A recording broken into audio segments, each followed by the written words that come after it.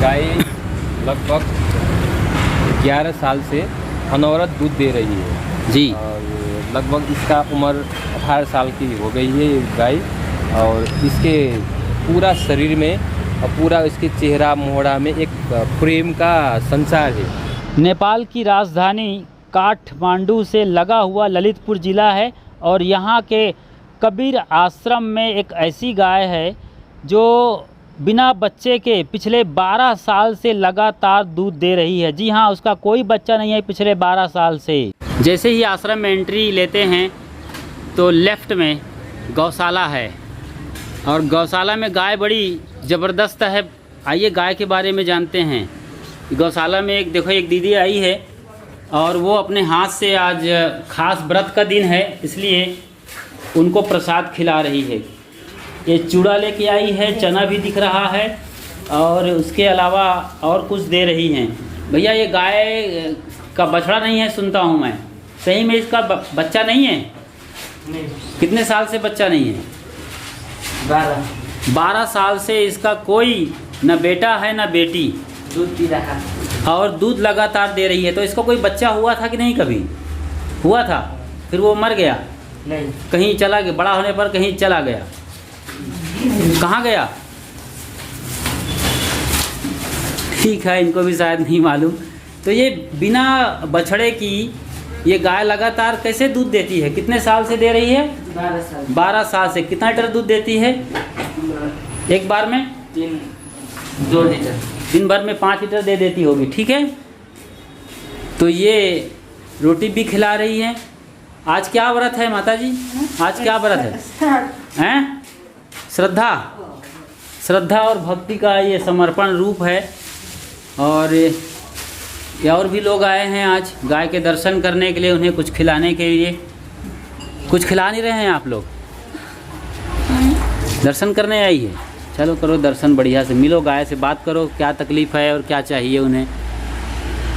अद्भुत है ये गाय।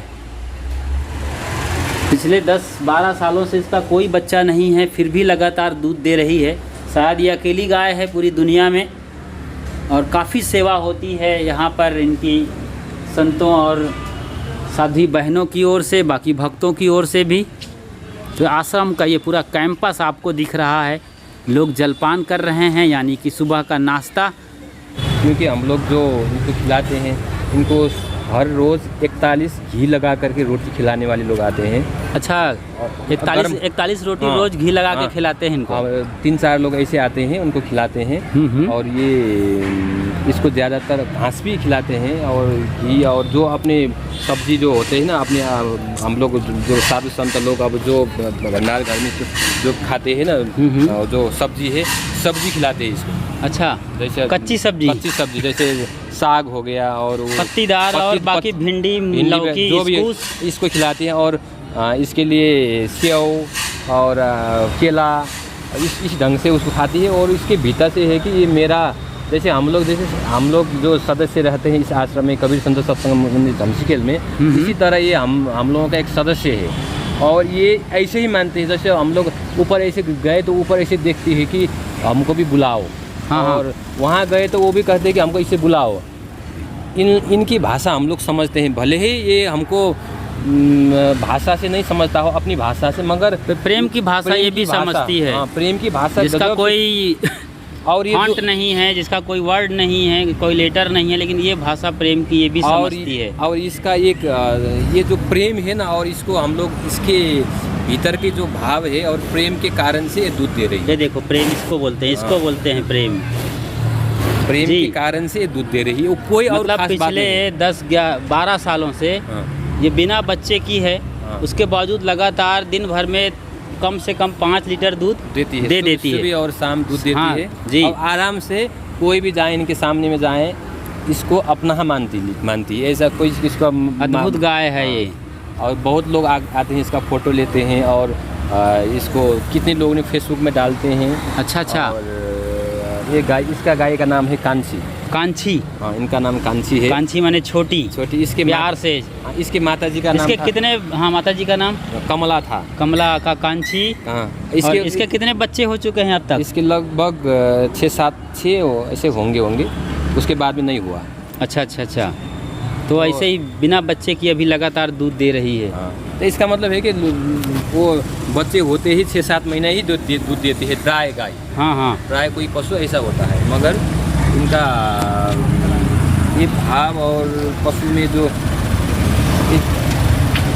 सेकंड और बोलिए, ये घास, यही घास ये गाय भी खाती है? हाँ, ये मल्टी यूज के लिए यहाँ मल्टी यूज़ है। एक और तो गलीचा है, गलीचा में गाय ग्रीनरी के लिए है। हिलने के लिए भी, चढ़ने के लिए भी है। अच्छा, गाय। और इसको कहते हैं बरमूडा दूबो। बरमूडा घास, दूब, हाँ। हाँ दूब है, हाँ। बरमूडा दूब है ये। ये रंगशाला दूब है। रंगशाला, रंगशाला में जो कूदते हैं वो मतलब खिलाड़ी खेलते हैं, उसका दूब है ये। अच्छा, स्टेडियम में बहुत नरम और है। मैदान में जो होता है घास का, बहुत नरम है, अच्छा अच्छा। इसलिए जो काम किए हैं ना, थोड़ा सा ये सब हाँ, खाने हाँ। के लिए भी और देखने मल्टीपर्पज़ यूज़ है, देखने के लिए, बैठने के लिए, चलने के लिए। मॉर्निंग में ये घास बहुत उपयोगी है। इसके ओस में चलने से आँखों की रोशनी बढ़ती है नेचुरली। जी, वाह, अद्भुत है। और इस आश्रम के बारे में भी पूरी जानकारी देंगे, अगले एपिसोड में अलग पार्ट लेकर आएंगे। ये पूज्य श्री संत शरण साहब जी हैं, जो कि मूल संस्थापक हैं इस आश्रम के, और यहाँ सत्संग हाल है। उसके बाद ऊपर जाएंगे और कमरे, सत्संग हाल और बाकी सारी चीज़ें की कोने कोने की जानकारी हम ज़रूर देंगे। प्रतीक्षा करिए अगली वीडियो की। साहिब बंदगी।